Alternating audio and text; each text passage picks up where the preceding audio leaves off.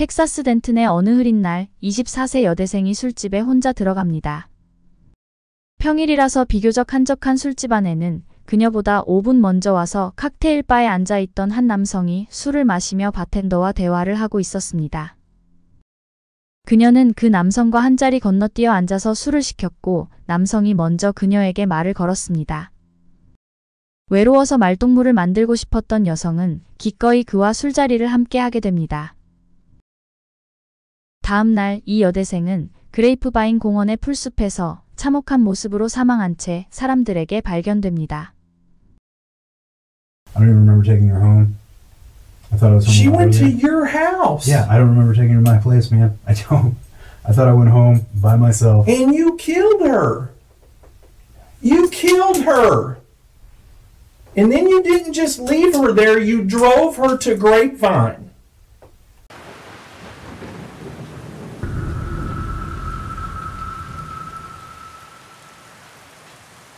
(1992년생인) 제키 벤다크리프는 고등학교를 졸업한 후 5년 동안 피부 미용사로 일을 했습니다.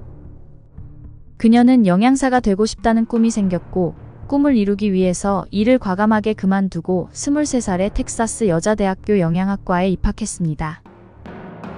2016년 대학교 2학년인 제키는 학교 근처에 있는 집에 방 하나를 렌트해서 다른 3명의 룸메이트들과 살고 있었습니다.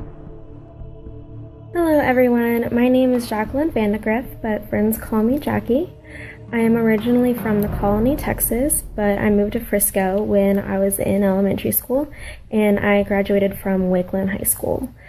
I am currently a junior here at Texas Women's University, and my major is nutrition with an emphasis in wellness. I chose this while working as an esthetician, which is skincare if you're not familiar.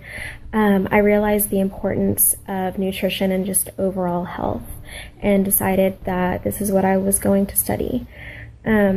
이사 온 지 한 달도 되지 않았기 때문에 아직 룸메이트들과 친하지 않은 상태였으며 본가가 운전해서 1시간 반 거리에 있었으므로 일주일의 반은 거의 본가에서 지내고 있었습니다. 2016년 9월 13일 화요일 수업이 끝난 후 혼자 방에 있던 제키는 무료함과 외로움을 느꼈지만 딱히 부를 만한 친구는 없었습니다. 새로운 친구도 만들고 기분도 전환할 겸 그녀는 젊은 사람들이 많이 가는 식당과 술집이 모여있는 곳으로 혼자 걸어갔습니다.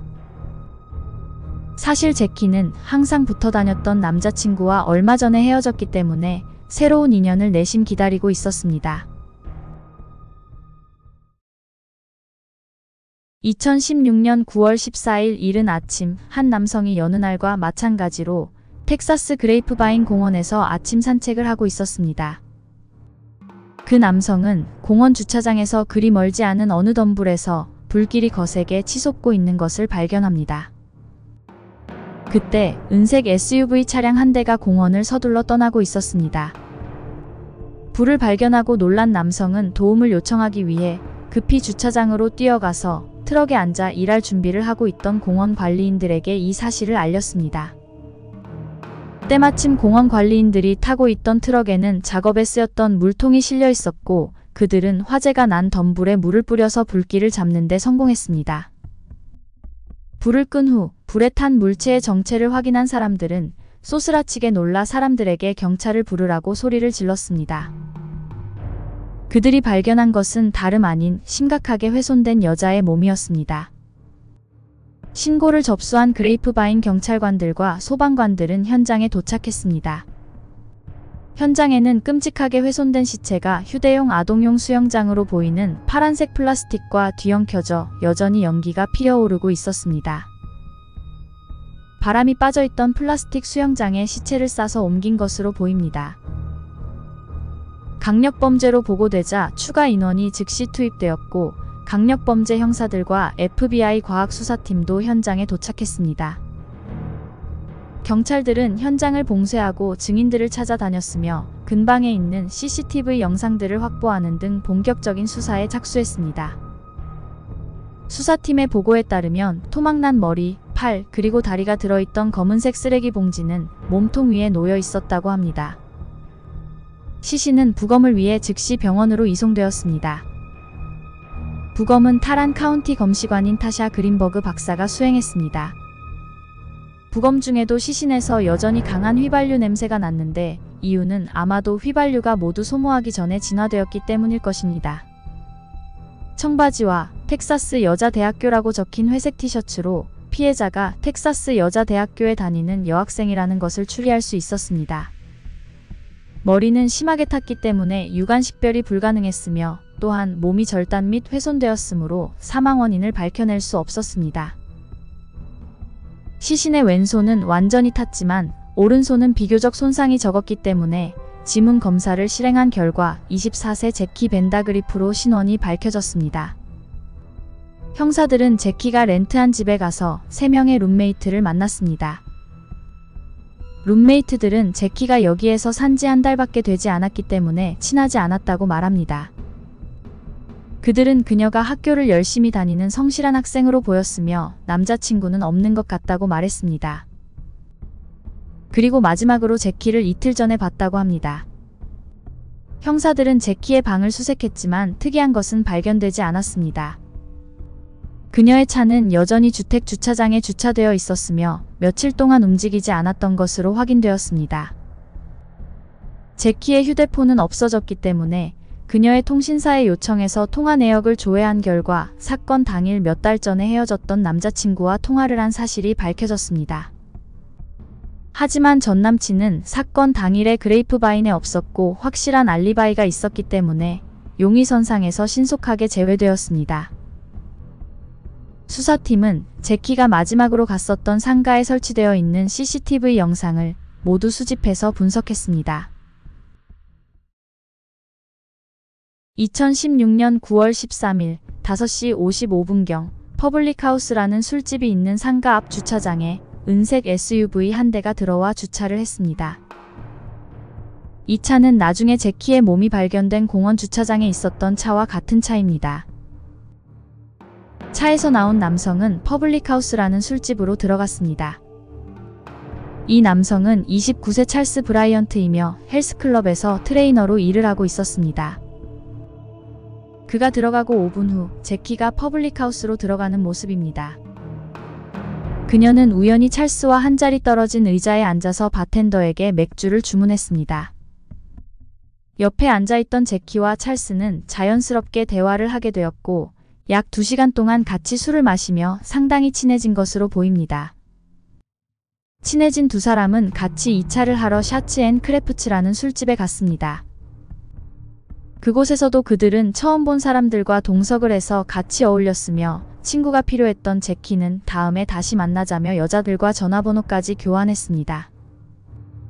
8시 40분쯤 3명의 여자들은 허그하며 작별 인사를 한 후 술집을 떠났고 제키와 찰스 둘만 남았습니다.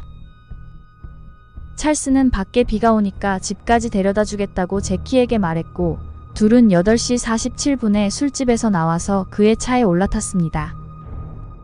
퍼블릭하우스 바텐더의 말에 따르면 찰스는 최근에 자주 오는 손님으로 얼마 전에 여자친구와 안 좋게 헤어졌는데 이별을 받아들이지 못하고 힘들어하고 있는 것처럼 보였다고 말합니다. 과학수사팀은 제키의 휴대폰을 추적해서 신호가 잡힌 해당 지역을 샅샅이 뒤졌고 오크 스트리트에 있는 세븐일레븐에서 찰스의 모습이 찍힌 영상을 발견할 수 있었습니다. 찰스만 세븐일레븐에 들어갔고 제키는 차 안에 남아 있었습니다.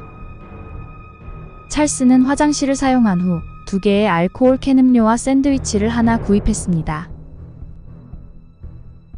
그 후 그녀의 휴대전화는 포트워스 기지국의 신호가 잡혔고 마지막으로 9월 14일 새벽 1시 32분 텍사스의 블루 마운틴 로드에 있는 타워에서 신호가 잡히고 전화기는 꺼졌습니다. 블루 마운틴 로드는 찰스가 살고 있는 집과 매우 가까웠습니다. 사실 찰스 브라이언트는 그레이프바인 경찰에게 익숙한 인물로 그는 마리화나 소지 및 서명 위조 혐의로 체포된 적이 있었습니다. 또한 몇 년 전에도 워싱턴주에서 폭행 혐의로 체포된 적도 있었습니다. 하지만 그 중에서도 가장 주목해야 할 것은 현재 그는 헤어진 여자친구에 대한 접근 금지 명령을 받은 상태라는 점이었습니다. 사건이 발생하기 4달 전인 2016년 5월 29세 찰스는 대학교 신입생인 18세 캐트린 메디스와 사귀기 시작했습니다. 어리고 순진했던 캐트린은 찰스의 운동으로 다져진 야생적인 몸매와 남자다운 성격의 매력을 느꼈다고 합니다. 찰스는 캐트린을 공주처럼 대하고 이벤트도 많이 해주며 애정 공세를 펼치는 등 처음 한 달은 설레는 연애를 했다고 합니다. 하지만 사귄 지 한 달 후부터 찰스의 본 모습이 드러났고 찰스가 두려워진 캐트린은 그에게 이별을 알렸습니다. 왜냐하면 그는 매우 자기중심적이고 질투심과 의심이 많았으며 캐트린을 구속하고 조종하려 했기 때문입니다. 찰스는 갑작스러운 이별을 받아들이지 못하고 캐트린에게 화를 냈으며 그가 무서워서 피하고 있는 그녀를 스토킹하기 시작했습니다. 캐트린이 연락을 끊어버리자 그녀의 기숙사에 무작정 찾아가서 행패를 부렸고 캠퍼스 경찰에 의해 체포되었습니다. 그리고 결국 캐트린에 대한 접근 금지 명령을 받았습니다. 제키가 사망하기 일주일 전인 9월 6일 찰스는 접근 금지 명령을 어기고 꽃과 편지를 들고 다시 캐트린의 기숙사를 찾아갔고 겁에 질린 캐트린은 방문을 잠근 채 캠퍼스 경찰에 신고했습니다. 찰스는 경찰이 도착하기 전에 도망갔고 접근 금지 명령을 어긴 찰스에게 수배령이 떨어진 상태였습니다. 찰스가 제키를 죽인 범인이라고 확신했지만 물질적인 증거가 없었던 수사관들은 일단 접근 금지 명령 위반으로 그에 대한 체포영장과 수색영장을 발부받아서 룸메이트들과 살고 있는 그의 집으로 출동했습니다. 경찰은 어디론가 가려고 출발하고 있던 찰스의 차를 세우고 그에게 수갑을 채웠습니다. 그의 차 안에는 권총 하나와 전기 충격기 하나가 발견되었는데 전기 충격기에는 금발 머리카락 하나가 붙어 있었습니다. 그뿐만 아니라 뒷좌석에서는 덜 닦인 핏자국과 금발 머리카락들이 발견됐습니다. 그리고 차고에 있던 쓰레기통에서 텍사스 여자대학교라고 쓰여져 있는 제키의 가방과 금발 머리카락이 뒤엉켜져 있는 또 다른 케이블 타이를 발견했습니다. 찰스의 방 안에 있는 옷장에는 라지 사이즈의 군인용 칼과 빨간색 휘발유통이 있었습니다. 감식 결과 발견된 금발 머리카락 그리고 차 뒷좌석과 군용 칼에 묻어있던 피는 모두 제키의 것으로 밝혀졌습니다. 제키가 사망하기 전날 찰스 집 뒷마당을 찍은 위성사진에는 파란색 플라스틱 수영장이 있었지만 사건 당일인 9월 14일에 찍힌 사진에는 수영장은 사라지고 없었으며 땅을 판 흔적이 보였습니다. 찰스의 룸메이트의 말에 따르면 이른 아침에 시끄러운 소리를 듣고 일어나서 뒷마당에 가보니 찰스가 땅을 파고 있었다고 합니다. 찰스에게 무엇을 하고 있는지 묻자 잉어 연못을 만들고 있다고 말했다고 합니다. 찰스의 방에서 발견된 영수증으로 그가 새벽 4시 40분에 월마트에 가서 삽을 샀으며 그 후 주유소에 가서 휘발유를 샀다는 것을 알아낼 수 있었습니다. 형사들이 범행을 감히 부인할 수 없을 정도의 넘치는 증거들을 보여주자 찰스는 반박하는 대신에 기억을 전혀 하지 못한다고 우기며 취조는 시작되었습니다. Stand up and man up and tell us what you did for this girl's family. I'm admitting to it. I can't remember killing anyone, man. I don't even remember taking her home. I thought it was She someone went to earlier. your house. Yeah, I don't remember taking her to my place, man. I don't. I thought I went home by myself. And you killed her. You killed her. And then you didn't just leave her there, you drove her to Grapevine. 그들은 확실한 증거가 있었지만 윽박지른다고 해서 그가 자백을 할 것처럼 보이지 않았습니다.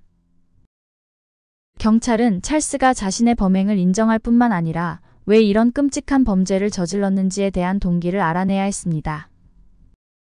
텍사스주 경찰은 강력범죄에 연루된 용의자들 상대로 전문적으로 인터뷰를 하는 짐 홀랜드 형사를 취조실에 보냈습니다. 홀랜드 형사는 처음에 찰스의 최고의 관심사인 피트니스와 여러 개인적인 일화를 공유하며 그와 친밀감을 형성하기 위해 노력했습니다. I'm kind of egocentric, so let me talk about me. Is that all right? If you don't mind. I seem like a cool guy.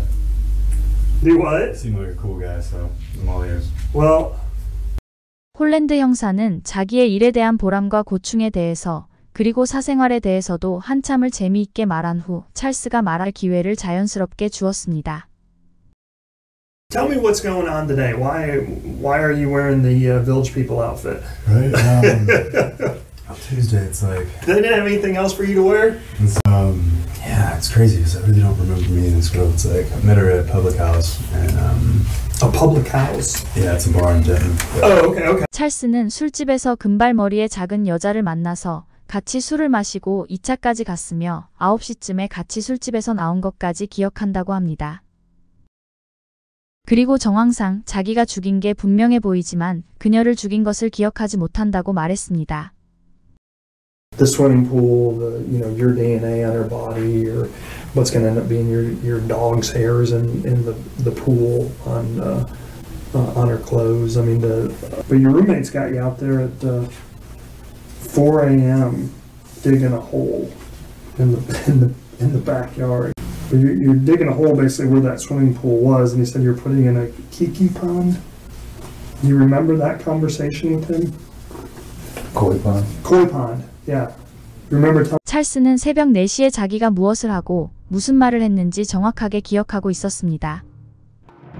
그는 자기도 모르게 범행을 기억하고 있다는 것을 홀랜드 형사에게 인정하고 있었습니다. 하지만 그는 기억이 잘 나지 않는다고 끝까지 주장했습니다. 찰스의 컴퓨터를 수색한 결과 구글 검색창에 사람의 심장을 꺼내는 방법, 인간의 심장을 보존하는 데 필요한 포름알데히드의 양, 또한 클리어 레진을 이용해서 예술작품을 만드는 방법 등을 검색했던 기록을 찾아냈습니다. 이 검색들은 제키를 만나기 일주일 전인 캐트린에게 꽃을 전해주러 그녀의 기숙사로 갔다가 캐트린의 얼굴도 못 보고 돌아온 날부터 그가 검색했던 것들이었습니다. 범죄 심리학자의 분석에 따르면 캐트린에게 계속 거절을 당한 찰스는 더 이상 가질 수 없는 그녀에 대한 집착과 망상이 커졌으며 결국 그의 분노는 극에 달하게 되었습니다.